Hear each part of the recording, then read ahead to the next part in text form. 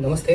मेरा नाम सूरज सूर्यवंशी है। इस बार का जो यूपीएससी सिविल सर्विसेज का रिजल्ट आया है उसमें मेरा 702 रैंक आया है और मैं ट्रम्प आईएएस का फाउंडेशन कोर्स 2019 का स्टूडेंट हूँ।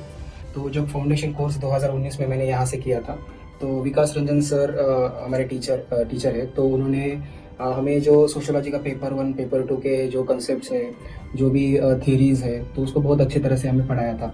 और सबसे इम्पोर्टेंट चीज़ ये थी कि उन्होंने इंटर रिलेशन कैसे करना, जो कंसेप्ट वगैरह है तो उसका पेपर 1 से पेपर 2 से कैसे रिलेट करना है, या जो करंट अफेयर्स चल रहा है उसको हम पेपर में कैसे लिख सकते हैं, उसका इंटर रिलेशन कैसे कर सकते हैं।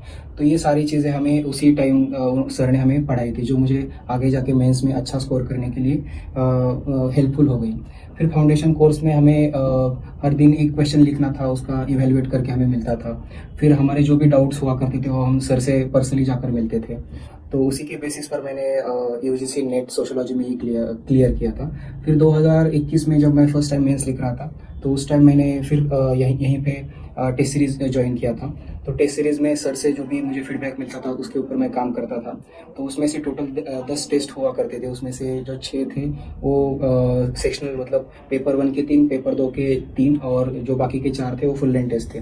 तो उसको अच्छी तरह से मैंने लिखा उस वक्त। और सबसे इम्पोर्टेंट ये बात थी कि पूरे आपको कोचिंग में सारे जो इवेलुएटर होते हैं वो अलग होते हैं, लेकिन इस कोचिंग में सर खुद से पेपर चेक करते हैं। तो एक पर्सनलाइज फीडबैक हमें उससे मिलता था। और मेरा 2021 में 276 स्कोर था सोशियोलॉजी में।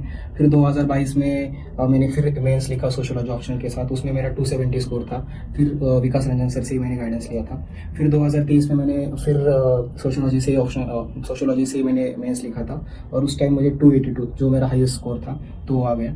इस बार 2025 में मैंने फिर से सर से ही टेस्ट सीरीज लिया था, सर से मैंने गाइडेंस लिया था।